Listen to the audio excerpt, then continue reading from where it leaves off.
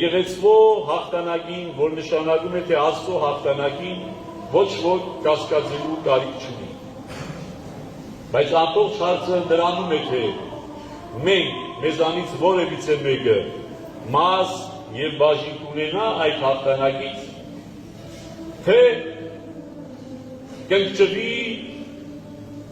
եւ կպարտվի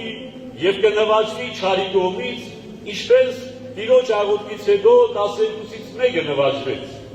Հուդաներ կլինեն, հուդաները անխուսափելի են։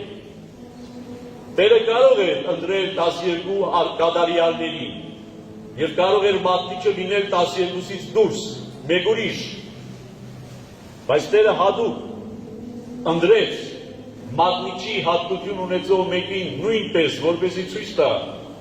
բոլորիս եւ այսօր 2000 տարի հետո ապրողներից ցույց տա, որ հուդաներ միշտ լինելու են եւ միշտ կլինեն։ Եղել են մեզանից առաջ,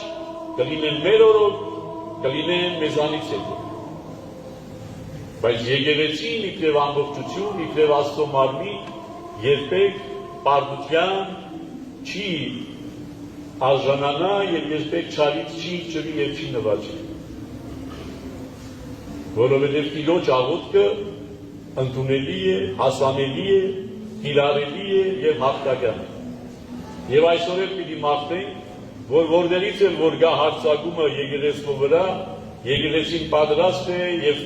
պատրաստ պիտի լինի հաղթանակելու եւ չարի կողմից չնվաճվելու։